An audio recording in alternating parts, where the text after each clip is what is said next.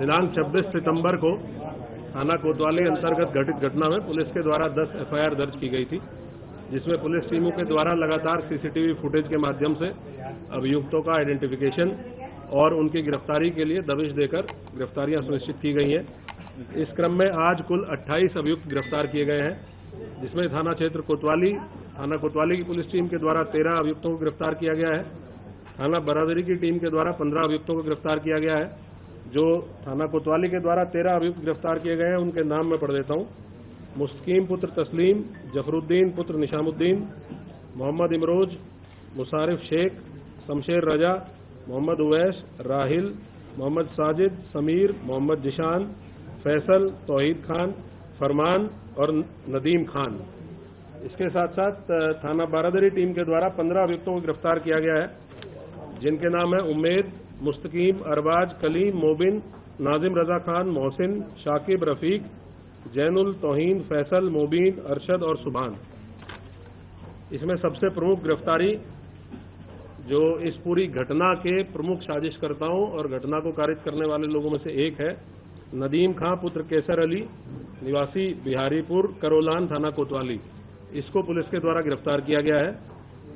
इसके पास से पुलिस ने उस घटना में पुलिस की पेट्रोलिंग यूनिट से छीना गया एक हैंडसेट मोटरोला कंपनी का बरामद किया है, जो इसने घटना के दौरान पुलिस की टीम से छीना था, वो इसके पास से बरामद हुआ है। एक अन्य अभियुक्त जफरुद्दीन को गिरफ्तार किया गया है। इसके पास से एक अवैध असला भी बरामद किया गया है, जो संभवतः घटना के टाइम जो फायरिंग की घटना की गई है उसमें ये अभियुक्त शामिल था। इसके पास से वो बरामद किया गया है।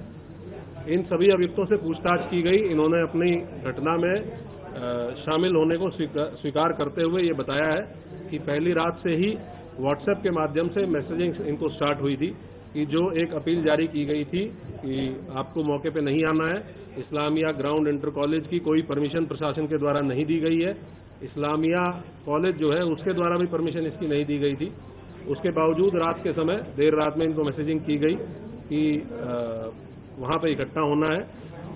इस तरह की मैसेजिंग के बाद ये धीरे धीरे व्हाट्सएप ग्रुप्स में जब ये वायरल होने लगा, इसकी मॉनिटरिंग भी हम लोगों के द्वारा की जा रही थी। इसीलिए पुलिस टीम पहले से सतर्क भी थी और हम लोगों के द्वारा पर्याप्त डिप्लॉयमेंट इस पॉइंट ऑफ व्यू से किया गया था। जो नदीम खां इसमें गिरफ्तार हुआ है, इसका महत्वपूर्ण रोल प्रकाश में आया है। इसने बताया है कि पहले दिन जो अपील जारी की गई थी, जिसमें लिखा गया था, एक लेटर हेड पे अपील जारी की गई थी, जिसमें नदीम खान के साइन थे और डॉक्टर नफीस, इन दो लोगों के साइन थे। एक तीसरा व्यक्ति लियाकत खां के साइन थे। लियाकत इनकी पार्टी का एक पदाधिकारी है, लेकिन इन दोनों के द्वारा लियाकत का फर्जी साइन करके और वो लेटर हेड इनके द्वारा जारी किया गया था। ये इन्होंने बताया है पूछताछ में, प्राथमिक पूछताछ में। इसको क्रॉस चेक कराने के लिए हम लोगों ने लियाकत के लिए भी अपनी टीम लगाई है, वो हिरासत में लेकर इसको क्रॉस चेक करेंगे। ये अपील जारी करने के बाद नदीम के द्वारा आईएमसी के व्हाट्सएप ग्रुप में लगभग 1:30 बजे के आसपास ये सूचना प्रसारित की गई कि जो अपील जारी की गई है, उस अपील का फोटो डालते हुए ये सूचना प्रसारित की गई कि ये अपील पे हम लोगों के सिग्नेचर नहीं है और ये सिग्नेचर फर्जी है। तो ये पुलिस और पब्लिक दोनों को गुमराह करने का प्रयास इसके द्वारा किया गया। हमारी जो मीडिया सेल थी, साइबर सेल थी, इनके पास ये तत्काल सूचना आ चुकी थी रात के टाइम ही, और हम लोगों ने उसी टाइम इस पर काम करना शुरू कर दिया था कि जिस व्यक्ति ने साइन करके अपील 2-2.5 घंटे पहले जारी की है, मीडिया हाउसेज को भेजी है, प्रिंट मीडिया को भेजी है, वही व्यक्ति अपना जो इन हाउस व्हाट्सएप ग्रुप है संगठन का, उस ग्रुप पे अपने मोबाइल नंबर से ये लिख रहा है कि ये अपील फर्जी है और इस पे हम लोगों के सिग्नेचर नहीं है। तो इस तरीके से इनके द्वारा पुलिस प्रशासन और पब्लिक तीनों को गुमराह करके और इस घटना में लोगों को प्रतिवाद करने के लिए उकसाने का प्रयास किया गया। उनके साथ कुछ और भी अन्य साथी इस पूरी प्लानिंग में शामिल थे। उन लोगों के भी नाम हम लोगों की इन्वेस्टिगेशन में प्रकाश में आए हैं, उनको भी हम लोग अतिशीघ्र गिरफ्तार करेंगे। इसके साथ साथ और भी जितने अभियुक्त हैं, इसमें 2 तरह के बेसिकली अभियुक्त हैं जिन पे हम लोग काम कर रहे हैं। एक ऐसे लोग जो पर्दे के पीछे रह के इस साजिश को अंजाम देने में लगे हुए थे और जिनके द्वारा ये साजिश रची जा रही थी, और ऐसे लोग जो मौके पे आके जिनके द्वारा पुलिस के साथ, प्रशासन के साथ नियम कानून को तोड़ा गया, पथराव किया गया। इन सभी की गिरफ्तारी हम लोग लगातार कर भी रहे हैं और आगे भी गिरफ्तारी सुनिश्चित कराएंगे। कहाँ से गिरफ्तार हुआ था और जब नदीम को गिरफ्तार किया गया उसने क्या बताया, वो क्यों भागा हुआ था, कहाँ भागा हुआ था? नदीम को हैंडसेट छीनने के पीछे मकसद क्या था? हैंडसेट छीनने के पीछे एक ही मकसद होता है, जब भी इस तरह की घटनाओं में हैंडसेट छीना जाता है वो ये आदमी ये देखना चाहता है कि पुलिस क्या बातचीत कर रही है, क्योंकि वो हम लोगों का एक ऐसा चैनल है जिसमें हम लोग फोर्स को कहाँ पे भेजना है, किस तरीके से भेजना है, इस तरह की चीज़ें या कोई घटना अगर होती है उसका भी प्रसारण वायरलेस सेट पे किया जाता है। तो संभवतः यही एक मकसद रहा होगा कि इसके द्वारा। और दूसरा ये भी है कि अगर पुलिस के जो हमारा पेट्रोलिंग यूनिट है उसके पास से हैंडसेट चला जाएगा तो वो पेट्रोलिंग यूनिट फिर कम्युनिकेट नहीं कर पाएगी कंट्रोल रूम के साथ, तो जिससे कि पुलिस का जो अलग अलग पेट्रोलिंग पार्टीज हैं उनको अलग अलग किया जा सके। इसके पीछे संभवतः यही एक मकसद रहा होगा। नदीम को थाना क्षेत्र कोतवाली से ही गिरफ्तार किया गया है और इसके और भी जो अन्य साथी हैं, कुछ ऐसे नाम हैं जो इसने हम लोगों को बताए हैं, जो प्रकाश में आए हैं इनकी पूछताछ से, उनके लिए भी हमारी टीमें लगी हुई हैं। जल्दी ही गिरफ्तारी सुनिश्चित करेंगे। सर, ये जो व्हाट्सएप से कॉल करके किस तरह से लोगों से बात की थी, कितनी कॉलें हुई थी, कितने मैसेज हुए थे लोग भड़काने के लिए? जो 2 लोग जेल गए हैं, फरत और फरमान, जो फाइक एनक्लेव में रहने वाले हैं, फरत और फरमान का बहुत महत्वपूर्ण रोल था अगले दिन सुबह वीडियो को सर्कुलेट करने में।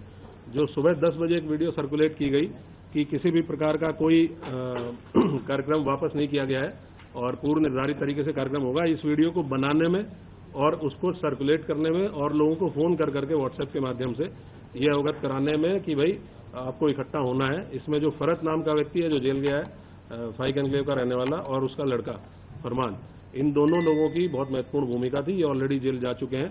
ये बात भी इससे पूछताछ में हम लोगों के प्रकाश में आई है, जो और अभियुक्त पकड़े गए हैं उनसे प्रकाश में आई है और ये उनसे तस्दीक भी हुआ है। नदीम ने जब व्हाट्सएप कॉल करके बहुत ज्यादा रहे, क्या ये भी जांच में सामने आया है कि जो नाबालिग है उनका इस्तेमाल किया गया था इस पूरे प्रकरण के? ये तो आप लोग, क्योंकि वहाँ आप लोग भी थे और आप लोगों ने वीडियोज में भी देखा होगा कि कुछ नाबालिग बच्चों को सामने करके और इस तरह की हरकत करने का प्रयास किया गया। ये जेजे एक्ट के अंतर्गत एक अपराध है, जुवेनाइल जस्टिस एक्ट के अंतर्गत एक अपराध है कि कोई व्यक्ति अगर नाबालिग बच्चों को किसी घटना में शामिल करके उनसे अपराध कारित कराता है तो ये भी एक दंडनीय और संज्ञेय अपराध है। हम लोग इस पे भी काम कर रहे हैं और इनकी धाराओं को भी इस मुकदमे में बढ़ाया जाएगा। टोटल अब तक हम लोगों ने इस पूरे प्रकरण में 55 लोगों की गिरफ्तारी इंश्योर की है और हमारी टीमें लगातार दबिश में है। बहुत जल्दी और भी लोग गिरफ्तारी और लोगों की भी गिरफ्तारी सुनिश्चित की जाएगी। नदीम व्हाट्सएप कॉलिंग के जरिए लोगों को किस तरह, कितनी व्हाट्सएप कॉलिंग नदीम के फोन से मिली है और मौलाना के फोन से मिली है? लगातार सभी लोग आपस में व्हाट्सएप कॉल के माध्यम से संपर्क में थे। संख्या तो यहाँ नहीं बताई जा सकती, लेकिन लगातार पूरी रात लगभग 3 साढ़े 3 बजे तक सभी लोग व्हाट्सएप से एक दूसरे के संपर्क में थे और उसमें ये कंफ्यूजन फैलाए जाने की कोशिश की जा रही थी कि कुछ लोगों को अपील भेजी गई, फिर उन लोगों को ये बताया गया कि अपील फर्जी है। तो ये कंफ्यूजन बेसिकली पब्लिक में क्रिएट करने की कोशिश की गई कि जो अपील जारी की गई थी वो जेन्युइन नहीं है, जबकि वो अपील इन्हीं के द्वारा साइन करके पुलिस प्रशासन को दी गई।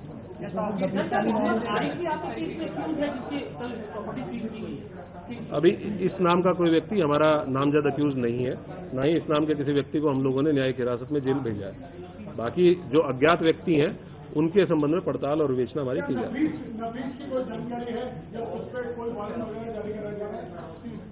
नफीस, जो डॉक्टर नफीस है, उसका रोल इस पूरी घटना में, इस विवेचना में, पूछताछ में भी सामने आया है। हम लोगों ने उसकी गिरफ्तारी के लिए टीमें गठित की हुई है। बहुत जल्दी उसकी गिरफ्तारी भी सुनिश्चित की जाएगी। आपने बताया था अवैध असला भी बरामद हुआ था, इतने सारे रिसोर्सेज को प्रोवाइड करने के लिए बैक कौन कर रहा था, इनकी फंडिंग कौन कर रहा था, इसकी क्या जांच आप लोग कर रहे हैं? ये हम लोग जितने भी अभियुक्त जिनसे पूछताछ की जा रही है और उसमें विशेषकर ऐसे लोग जो प्रमुख लोगों में से थे इस पूरे प्रोटेस्ट को ऑर्गेनाइज करने में, उनसे हम लोग पूछताछ कर रहे हैं। जैसे जैसे और लोग गिरफ्तार होंगे तो और बाकी चीजें भी क्लियर होंगी कि इसके संबंध में फाइनेंशियल ट्रांजैक्शन किसने की थी, अगर कोई रिसोर्सेज प्रोवाइड किए गए थे तो किसके द्वारा किए गए थे। और जैसे फरत नाम का व्यक्ति है, इसने काफी इसमें अग्रणी रोल पीछे रहते हुए प्ले किया कि जिसने वहां पे शरण भी दी ऐसे लोगों को जो इस घटना की प्लानिंग में शामिल थे, और उसके साथ साथ वीडियो को प्रसारित करने में भी, वीडियो को, एक तो लोगों को वीडियो बनाना अपने मोबाइल से, उस वीडियो को लोगों को भेजना और उन लोगों को फोन करके ये भी कहना कि आप इस वीडियो को जगह जगह प्रसारित करें। तो ये भी कल गिरफ्तार होकर गए। अभी हम लोग जो दर्ज मुकदमे, हमारे पास 10 मुकदमे दर्ज हैं जिनकी विवेचना हम लोग इंश्योर कर रहे हैं कि इनकी विवेचना अच्छे तरीके से हो। जितने अभियुक्त सामने आ रहे हैं वो जेल भेजे जाएं। उसके बाद जो भी विधिक प्रावधानों के अंतर्गत पॉसिबिलिटी होगी उसकी पर कार्रवाई की जाएगी। बाहर के जो लोग थे, जैसा आपने बताया था, क्या उसके ऊपर कुछ डेटा मिल पाया है? कितने लोग बाहर से आए थे इस भीड़ में शामिल हुए? हम लोगों के पास इंटेलिजेंस से भी इनपुट है, हम लोगों के जो अपने एसओजी सर्विलांस टीमें होती हैं उनसे भी इनपुट है। कुछ लोग हमने आइडेंटिफाई किए हैं बाहर के लोग जो मौके पे इस घटना में उस भीड़ में शामिल थे। उनमें से कुछ लोगों का ये भी पता चला है कि एक दो लोग बाहर के ऐसे भी थे जिनके द्वारा संभवतः फायरिंग की घटना की गई।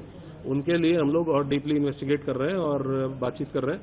अगर दूसरे जनपद से भी सहायता की आवश्यकता होगी तो वहां की पुलिस से भी संपर्क करके उनकी भी सहायता लेके हम लोग इनको गिरफ्तार करेंगे। और कितना मोटा मोटा अमाउंट होगा लोगों का जो संख्या इकट्ठा होगी, तो कितने लोग थे? ऐसा कहा जा रहा है 40,000 लोग उनको इकट्ठा करने की बात कही गई। नहीं, क्योंकि कहीं एक पॉइंट पे तो इकट्ठा हो ही नहीं पाए।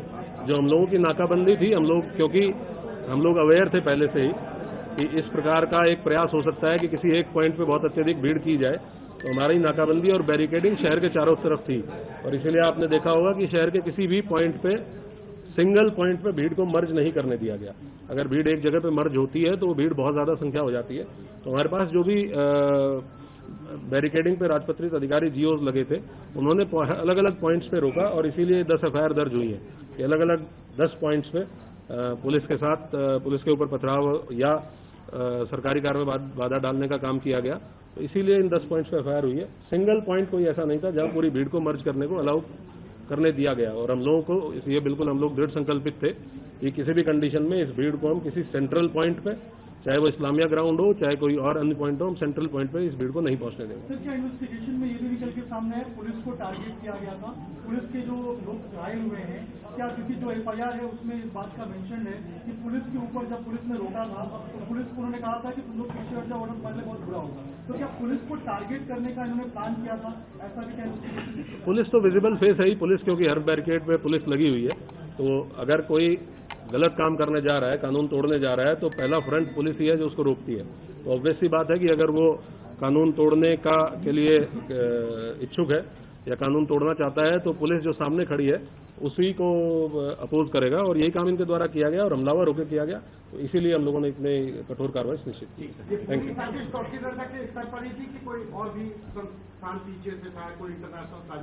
जैसे मैंने आपको बताया कि एक ऑर्गेनाइजेशन के द्वारा एक कॉल दी गई थी, आईएमसी नाम के ऑर्गेनाइजेशन के द्वारा। जो कुछ लोग गिरफ्तार हुए हैं उसके पदाधिकारी हैं, कुछ और लोग हैं जिनकी गिरफ्तारी शेष है। हम लोग सभी को अकाउंट 4 करेंगे और जो भी लोग इसमें शामिल थे, अगर कोई अन्य तथ्य प्रकाश में आएगा तो मैं आपके साथ। पार्षद भी गिरफ्तार हुआ है? हाँ, एक अनीश सकलैनी पार्षद गिरफ्तार हुआ है। वो भी इनकी पार्टी का एक प्रमुख चेहरा था, अहम चेहरा था। और उसके द्वारा भी वो हम लोगों ने शेयर भी किया है कि उसके द्वारा भी रात के टाइम एक पर्ची सर्कुलेट की गई जिसमें लोगों से आह्वान किया गया कि अधिक से अधिक संख्या में इस्लामिया ग्राउंड पे पहुंचे। ये तो हम लोग इन्वेस्टिगेट करेंगे और इन्वेस्टिगेशन में जो भी आएगा आपके साथ शेयर करेंगे। 28 लोग टोटल गिरफ्तार किए गए। इसमें 15 है ना कोतवाली में, तो 14 सॉरी 14